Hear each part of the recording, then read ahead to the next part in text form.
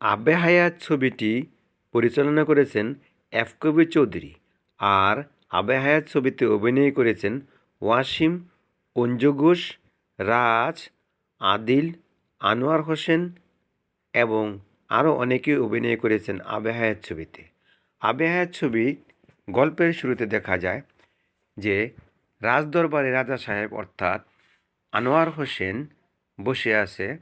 তখন আর আনোয়ার হোসেন বলতেছে যে আজকে আমরা যে বিষয় নিয়ে আলোচনা করব সেটা হলো দেশের দেখা যায় বন্যা হয়েছে, দেশে অনেক দুর্ভিক্ষ দেখা দিয়েছে, বন্যায় অনেক ক্ষতি হয়ে গেছে এবং তাদের ক্ষতিপূরণ আমাদের দিতে হবে। কারণ আমরা যদি প্রজাদের ক্ষতিপূরণ না দিই তাহলে প্রজাদের অনেক কষ্ট হবে তাদের চলাফেরা করতে, কারণ তাদের ঘরে এখন খাবার নেই, কারণ বন্যায় সব ভাসিয়ে নিয়ে গেছে, তাদের গরু ছাগল যা আছে তাদের সব কিছুই ভাসিয়ে নিয়ে গেছে। তখন রাজ উঠে বলে, হুজুর একটা কথা বলি, যদি আমাকে অভয় দেন।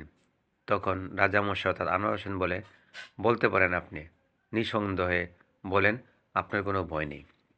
তখন রাজ বলে, দেখেন, আপনি যদি রাজকোষ থেকে প্রজাদের মাঝে সব কিছু টাকাই বিলিয়ে দেন এবং তাদের সাহায্যের হাত বাড়িয়ে দেন, তাহলে তো রাজকোষ শূন্য হয়ে যাবে। তখন আনোয়ার হোসেন বলে, এটা আপনি কেমন কথা বললেন উজিরে আজম? এই কথাটা কিন্তু সুন্দর হলো না। রাজকোষ যদি শূন্য হয়ে যায় তবে আবার দেখা যায় প্রজাদের খাজনা এবং টাকায় আবার রাজকোষ ভরে যাবে। এখন প্রজারে যদি না বাঁচে তাহলে আমি রাজ্যের এ রাজা হয়ে আমার মূল্য কোথায়? আমার কোথায় আমার অবদান থাকবে যে প্রজাদের মাঝে আমি কিছুই করতে পারিনি? এটা তো হতেই পারে না, কারণ আমি প্রজাদের অনেক ভালোবাসি। আমার যদি রাজকোষ শূন্য হয়ে যায় এবং খালি হয়ে যায় তাতে আমার কোনো দুঃখ আফসোস নেই, কারণ প্রজারা যদি বেঁচে থাকে রাজা বেঁচে থাকবে, আর প্রজা ছাড়া কখনো রাজা বেঁচে থাকতে পারে না এবং রাজার কোনো মূল্য নাই। তখন রাজ বলে, ঠিক আছে, আপনি যেটা ভালো মনে করেন তাই করেন, আমি আপনাকে যা বলার বললাম। এদিকে রাজ এসে দেখা যায় আদিলের সাথে পরামর্শ করে, কয় দেখেন, আপনি তো দেখা যায় একজন স্বনামধন্য রাজকোষের কোষাধ্যক্ষ, আপনাকে রাজকোষের দায়িত্ব দেওয়া হয়েছে। তো এখন যদি রাজকোষ থেকে সব টাকা পয়সা যদি গরিবদের মাঝে, যারা বন্যায় ক্ষতিগ্রস্ত হয়েছে সবার মাঝে আপনি রাজকোষ থেকে দিয়ে দেন, তাহলে তো রাজকোষ শূন্য হয়ে যাবে। এতে আমাদের তো অনেক ক্ষতি হবে, কারণ আমাদের তো বেতন এবং মাসোয়ারা দিতে রাজামশাইয়ের অনেক অসুবিধা হবে। তখন আদিল বলে, এই কথাটা সত্য, তবে রাজামশাই একদিন বলেছিল যে আমাদের যারা রাজদরবারে চাকরি করেন তাদের ১ মাসের বেতন দেওয়া হবে না, কারণ এই ১ মাসের বেতন দিয়ে প্রজাদের মাঝে কিছু ক্ষতিপূরণ দেওয়া হবে। তখন রাজ বলে, এটা কি হতে পারে? এটা দেওয়া তো যায় না। রাজামশাই যদি এরকম করে আমাদের উপরে চাপিয়ে দেয় তাহলে কিভাবে আমরা চলবো এবং কিভাবে আমরা বাঁচব? তখন আদিন বলে, এইটাও একটা যুক্তিসঙ্গত কথা, রাজামশাই যা ইচ্ছা তাই তো করতে পারে না। তখন রাজ বলে, ঠিক আছে, আজকে আমরা যে মিটিং করলাম এটা যাতে গোপনীয় থাকে, তারা এটা যাতে কোনো প্রকাশ না হয়। তখন তারা চলে যায়। তখন এদিকে আনোয়ার হোসেন দেখা যায় যে অর্থাৎ রাজা, সে যায় যে বন্যায় যে ক্ষতিগ্রস্ত হয়েছে তাদের দেখতে, সেখানে গিয়ে যতটুকু সমর্থন নিজের হাতে গিয়ে দিতে থাকে। তো প্রজারা অনেক খুশি হয়, তার প্রতি অনেক কৃতজ্ঞতা জানায় এবং তারা মিছিল এবং তারা বলতে থাকে যে আমাদের রাজামশাই খুব ভালো, আমাদের বাদশাহ সালামত অনেক ভালো, তার মতো দয়ালু বাদশাহ সালামত আর হয় না, তিনি আমাদের এসেছে আমাদের বিপদে আমাদের পাশে এসে দাঁড়িয়েছে, এর চেয়ে বড় আর কিছু হতে পারে না। আমরা যদি না খেয়ে থাকি তারপর আমাদের মনে কোনো দুঃখ নেই এবং আফসোস নেই এবং ক্ষোভ নেই। তখন রাজা রাজা বলে, মহারাজা মহারাজা বলে তারা প্রজারা চিৎকার করতে থাকে। এদিকে আনোয়ার হোসেন বলে, আপনাদের মুখে হাসি দেখে আমার কাছে খুব ভালো লাগতেছে, কারণ এখন আমার মনে হয় যে আমি রাজা হিসেবে ধন্য।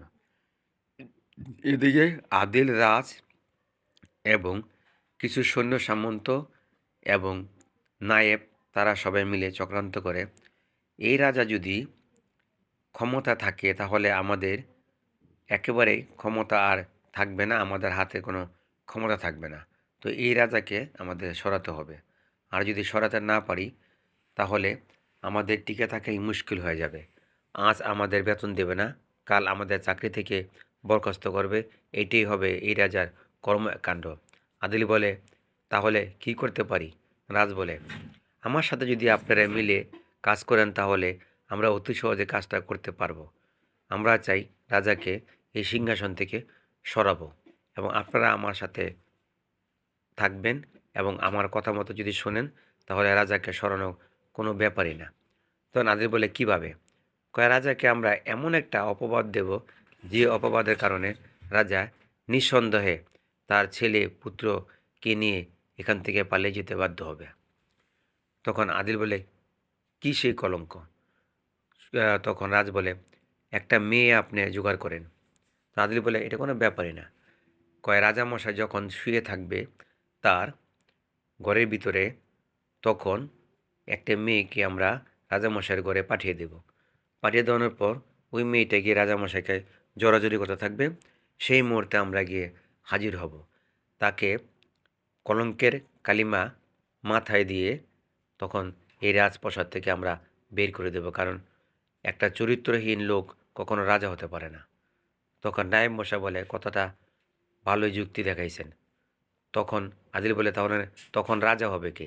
তখন রাজ বলে, আমি হব রাজা, আর আপনারা হবেন আমার কাছের লোক। একজন হবেন মন্ত্রী, আরেকজন হবেন উজিরে আজম, আরেকজন হবেন সেনাপতি, আরেকজন হবে নায়ক। তখন তারা বলে, ঠিক আছে, তা আমাদের এখানে লাভ কি? তখন রাজ বলে, আপনাদের আমি অর্ধেক যে টাকা আছে এখানে রাজকোষে সে অর্ধেক টাকা আপনাদের আমি দিয়ে দেব যদি আপনারা আমার কথা মতো শোনেন। তো যেমন কথা তেমন কাজ। আদিল একটি মেয়ে জোগাড় করে রাত্রেবেলা রাজায় একাই তার কক্ষে থাকে। তো দেখা যায় কোনো রকম ওই দরজা খুলে একটি মেয়েকে প্রবেশ করায়। সেই মেয়েটি গিয়ে জড়িয়ে ধরে রাজাকে, আর মেয়েটি চিৎকার করতে থাকে। তখন চারপাশের নায়েব এবং সেনাপতি, উজিরে আজম দেখা যায় তারা গিয়ে উপস্থিত হয়। তখন রাজাকে অপবাদ দিয়ে সেখান থেকে তাকে বের করে দেওয়ার জন্য বলে, এবং তখন রাজ বলে, আপনার চরিত্র ভালো না, আপনার চরিত্রহীন, এবং আপনার মতো এমন চরিত্রহীন লোক কখনোই রাজ দরবারে সিংহাসনে বসতে পারে না, আপনাকে আমরা বসতে দেব না। একথা বলার পর তারা অপমান করে এবং জুতার মালা পরিয়ে আনোয়ার হোসেন তার রাজাকে সেই সিংহাসন থেকে বের করে রাস্তায় নামিয়ে দেয়। তখন প্রজারা বিশ্বাস করে না। তখন আনোয়ার হোসেন তার স্ত্রী পুত্রকে নিয়ে তারা সেই রাজ্য থেকে বের হয়ে যায়। তখন পুত্র থাকে ছোট, নাম থাকে সুমন। তো সুমন শাহজাদা সে বলে, আমার বাপ নির্দোষ, আমার বাপকে যে আপনার জুতার মালা পরিয়ে বের করলেন আপনি এটা ঠিক করেন নেই। তখন রাজ বলে, চুপ, রাজার ছেলে রাজার মতো কথা বলে, একটা থাপ্পড় দেয়। তখন সুমনকে কয়, আপনি যে আমাকে থাপ্পড়টা দিলেন না এর জবাব আপনি পাবেন। তখন এদিকে রাজ বলে, ইশারা দিয়ে বলে, এদের সবাইকে মেরে ফেলো। তো যখন মারতে যায় তখন দেখা যায় আনোয়ার হোসেন এবং তার স্ত্রী আনোয়ারা এবং তার ছেলে সুমন সেখান থেকে পালিয়ে যায়। পালিয়ে গিয়ে ঘোড়ায় চড়ে তারা একটি বনে চলে যায়। বনে যাওয়ার পর বন দেখা যায় ঘোড়াটা একটি দুর্ঘটনা অ্যাক্সিডেন্ট হয়ে এক একজন এক এক দিকে চলে যায়। তো এদিকে রাজ যখন সিংহাসনে বসার পর রাজ বলে, যাও তোমরা ঘোষণা করে দাও যে আজকের পর থেকে যে চরিত্রহীন রাজা ছিল সে এখান থেকে পালিয়ে গেছে, তাকে আমরা হাতানাতে একটি মেয়ের সাথে ধরেছি, তাকে পালাতে বাধ্য করেছি। এখন সে আর এই দেশের রাজা নয়, এখন আমি হলাম রাজা। সব খাজনা টাকা পয়সা আমার কক্ষে জমা দিবেন, আর যদি জমা না দেন তাহলে আপনাদের উপর আমরা অন্যরকম ব্যবস্থা করব। আর আপনাদের যে ক্ষতিপূরণ দেওয়ার কথা ছিল একটি টাকাও ক্ষতিপূরণ দেওয়া হবে না, এ আমার আদেশ। তখন দেখা যায় রাজামশাইয়ের কথা মতে তখন গিয়ে ঘোষণা করে যে আজকের পর থেকে যত খাজনা আছে সব খাজনা নতুন রাজার কাছে জমা দিবেন, আর আপনাদের যে ক্ষতিপূরণ দেওয়ার কথা ছিল বন্যার যারা ক্ষতিগ্রস্ত হয়েছে, একটি টাকাও ক্ষতিপূরণ দেওয়া হবে না। আর এটা নিয়ে যদি আপনারা আন্দোলন অথবা মিছিল করেন তাহলে এর পরিণাম ভালো হবে না। তখন দেখা যায় যে রাজ সিংহাসনে বসে দেশ পরিচালনা করতে থাকে এবং জুলুম অত্যাচার শুরু করে মানুষের উপর। এদিকে দেখা যায় সুমন একটি গাছের নিচে পড়ে আসে। এমন সময় একটি বানর আসে। বানর এসে সুমনের কাছে দাঁড়ায়, আর একটি সর্প আসে অর্থাৎ সাপ আসে। সাপ একদিকে বসে থাকে আর সুমন শুয়ে আছে, আর বানর গিয়ে সুমনের মাথার উপর গিয়ে নাড়তে থাকে এবং এক পর্যায়ে দেখা যায় বানর সুমনের বুকের ভিতরে মাথাটা দিয়ে দেখে যে সুমন বেঁচে আছে কিনা। তখন বানর দেখতে পায় যে সুমন বেঁচে আছে, আর বানর লাফাতে থাকে। তখন বানর গিয়ে দৌড়ে গিয়ে পানি নিয়ে আসে, পানি নিয়ে এসে সুমনের শরীরে ঢেলে দেয়, আর সুমন জাগ্রত হয়। তখন সুমন মা বা বলে চিৎকার করতে থাকে।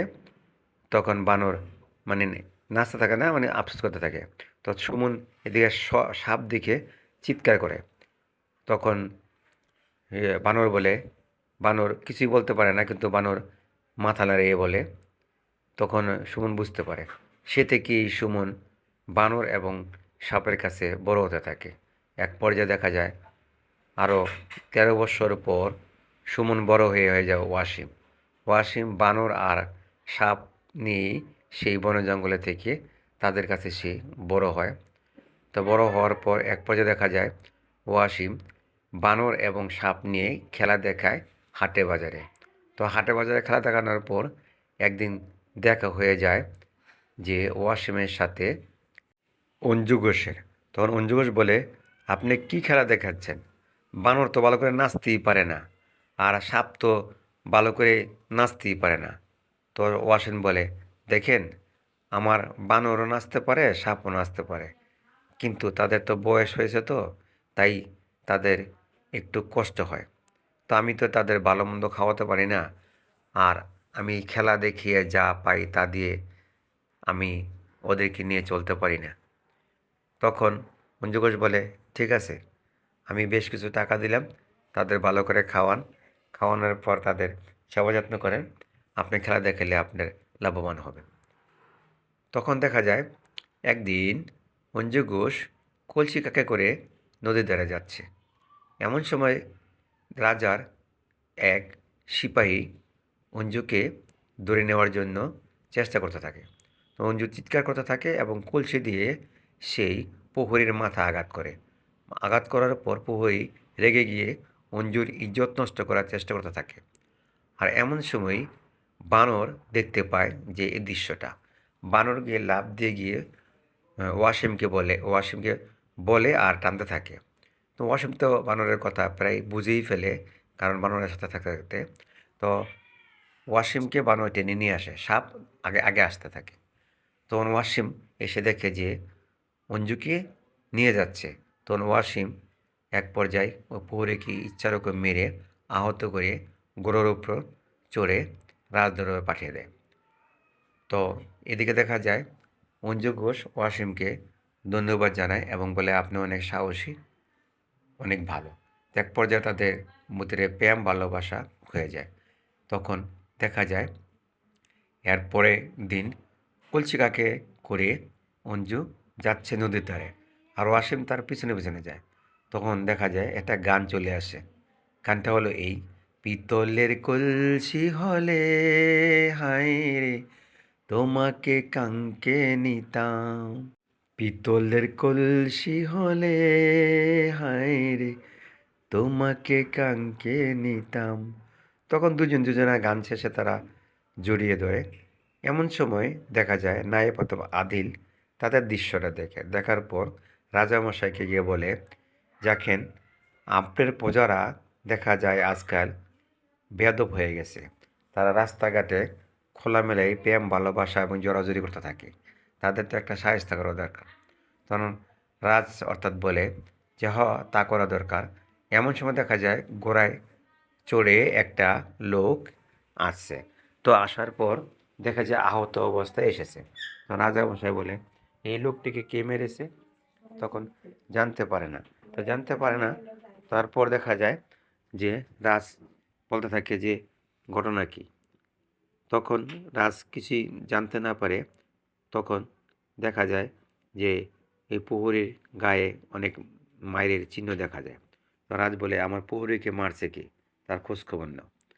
তো এদিকে গল্পে দেখা যায় বেশ কিছুদিন পর আনোয়ার হোসেন এবং আনোয়ারা এখনও জীবিত আছে, কিন্তু তাদের দুজনের কোনো দেখা সাক্ষাৎ নাই। এক পর্যায়ে দেখা যায় তাদের দুজনের দেখা হয়ে যায়। তখন আনোয়ার হোসেন চিনতে পারে আনোয়ারাকে, আনোয়ারা চিনতে পারে আনোয়ার হোসেনকে। তখন আনোয়ার হোসেন বলে, বেগম তুমি? তখন আনোয়ারা বলে, তুমি এখনও বেঁচে আছো? তো আনোয়ার হোসেন বলে, আল্লাহ আমাকে বেঁচে রেখেছে, কিন্তু আমাদের সন্তান? তো আনোয়ারা বলে, আমি তো এখনও আমাদের সন্তানকে খুঁজে পাইনি, তবে আল্লাহ আমাদের অবশ্যই আমাদের সন্তানকে ফিরিয়ে দেবে। তবে একদিন আনোয়ারা এবং আনোয়ার হোসেন তারা বনের ভিতরে দুজনে থাকে, এবং দেখা যায় ওই কিছু খাবার ওই মাজার থেকে এনে তারা ছদ্মবেশে খেয়ে তারা জীবন ধারণ করে, এবং ওই জঙ্গলের কিছু ফল ফলাদি অথবা শাকসবজি তারা রান্না করে খাওয়া দাওয়া করে বেঁচে থাকে। তবে এভাবেই চলতে থাকে কিছুদিন। ঘটনাক্রমে দেখা যায় একদিন ওয়াসিম বনের মাঝখান দিয়ে যাচ্ছে, বানর এবং সাপ পিছনে পিছনে। তখন সাপের পায়ে আনোয়ার হোসেন পাড়া দেয়। তখন সাপ যখন আনোয়ার হোসেনকে মানে ছোবল মারতে যায়, তখন ওয়াসিম গিয়ে সাপটাকে ধরে ফেলে যে না, তুই এটা করবি না। তখন ওয়াসিম দেখে তার বাপকে অর্থাৎ আনোয়ার হোসেনকে, তখন এক দৃষ্টিতে তাকিয়ে থাকে আনোয়ার হোসেনের দিকে। তখন আনোয়ার হোসেন তার ছেলের দিকে তাকিয়ে তার কানের নিচে একটা চিহ্ন ছিল, যে যে এই চিহ্নটা আনোয়ার হোসেনের নজরে পড়ে। তখন আনোয়ার হোসেন ওয়াসিমকে বলে, বাবা এই চিহ্নটা তোমার কিসের? তখন ওয়াসিম বলে, এই চিহ্নটা আমার জন্মের। আমার বাপ এই চিহ্নটাকে আমাকে চিনার জন্য এই চিহ্নটাকে এই কান থেকে হ্যাঁ আমার এই কান পর্যন্ত এই চিহ্নটা দিয়েছিল, যাতে আমার বাপ চিনতে পারে। তখন তখন আনোয়ার হোসেন বলে, আচ্ছা তোমার কি কোনো স্মৃতি মনে পড়ে যে তুমি কোনো রাজার ছেলে, অথবা তুমি রাজাই বাড়িতেই ছিলে? তখন ওয়াসিম বলে, কয় না, আমি রাজা ছিল হবে কেন, আমি তো জঙ্গলে বসবাস করি, আমি তো বানর এবং সাপ নিয়েই থাকি। তখন আনোয়ার হোসেন বলে, আমার মনে হয় তুমি কোনো ভালো বংশের ছেলে। তখন এইভাবেই তারা তাদের যাতায়াত সেখানে চলে, এবং অঞ্জুকে নিয়েও সেখানে প্রায় যায়। একদিন দেখা যায় আনোয়ার হোসেন ওয়াসিমদের বাড়িতে যায়, গিয়ে দেখে যে ছোটোবেলায় সে রাজার পোশাকগুলি এক কোণায় পড়ে আছে। তখন আনোয়ার হোসেন সেই পোশাকগুলো দেখে বলে, এই পোশাকগুলি কার, আর এই যে তাবিজটা কার? তখন ওয়াসিম বলে, এই পোশাকগুলি আমার, এই তাবিজটাও আমার। তখন আনোয়ার হোসেন বলে, তুমি আর কেউ নেই, তুমি আমার ছেলে সুমন, তুমি শাহজাদা, এই রাজ্যের শাহজাদা ছিলে, আর আমি ছিলাম এই রাজ্যের রাজা। বর্তমান যে রাজা আছে সেই রাজা আমার সাথে একটা চক্রান্ত করে মিথ্যা অপবাদ দিয়ে, মিথ্যা কলঙ্ক বোঝা মাথায় চাপিয়ে দিয়ে আমাদের মেরে ফেলার চেষ্টা করেছিল, সেখান থেকে আমরা পালিয়ে এসেছিলাম। তোমার মা এখনও জীবিত আছে। তখন ওয়াসিম বলে, আপনি যদি আমার বাবা হবেন তাহলে আমার মা কোথায়? তোমার মাও এখনও জীবিত আছে। তখন ওয়াসিম, আনোয়ারা এবং আনোয়ার হোসেন এবং অঞ্জু সবার সাক্ষাৎ হয়। তখন আনোয়ারা ওয়াসিমকে জড়িয়ে ধরে, আনোয়ার হোসেন জড়িয়ে ধরে, আনোয়ারা অনেক চুমাতে থাকে ওয়াসিমকে, এবং আনোয়ার হোসেনও ছেলেকে চুমু দিতে থাকে। তো ওয়াসিম বলে, বাবা মা, তোমাদের আজ একটা কথা দিচ্ছি, এই রাজা আমাদের কাছ থেকে যেভাবে আমাদের রাজ্যতে কেড়ে নিয়েছে, ঠিক তেমনিভাবে আমরাও ওই রাজার কাছ থেকে আমাদের আবার রাজ্য ফিরিয়ে আনবো, এই কথা দিলাম। মাত্র আমি 7 দিন তোমাদের কাছ থেকে সময় নিলাম। 7 দিনের ভিতরে আমি ওই রাজার এমন অবস্থা করব যাতে সে পালাতে বাধ্য হয়। তখন ওয়াসিম ছদ্মবেশে রাজদরবারে যায়। রাজদরবারে গিয়ে ভালো ভালো কিছু সৈন্যদের সাথে সে গোপনে কথা বলে এবং উজির এবং নায়েব এবং সেনাপতির সাথেও সে গোপনে কথা বলে। এই কথাটা বলে যে আমি হীরার ব্যবসা করি। আমি সৌদি আরব থেকে হিরে আনি, হিরে আইনে আমি কম দামে বিক্রি করি। আপনারা যদি কিনতে চান তাহলে আমার সাথে যোগাযোগ করতে পারেন। তো তখন ওরা লোভে ওয়াসিমের সাথে সাক্ষাৎ করে নকল হীরা দিয়ে ওয়াসিম বেশ কিছু টাকা তাদের কাছ থেকে নিয়ে যায়। তখন একদিন বলে, আপনাদের আমি আরও হীরা দেব যদি আপনারা আমার কথা শোনেন। যদি আমাকে আপনারা এই রাজ্যের রাজাকে সরাতে চান আর আমার সাথে যদি আপনারা মিলে থাকেন, আমার সাথে যদি আপনারা মিলে কাজ করেন তাহলে এই রাজ্যের রাজাকে আমরা সরাতে পারবো। আপনাদের উপর অনেক অন্যায় অত্যাচার করে। তখন নায়েব বলে, আমাদের অনেক মারধরে করে। আগের রাজা আমাদের এরকম করতো না। আমাদের তো এখন চাকরি নেই, আমাদের তখন বেতনই দেয় না। সব টাকা পয়সা সব হ্রাস করছে।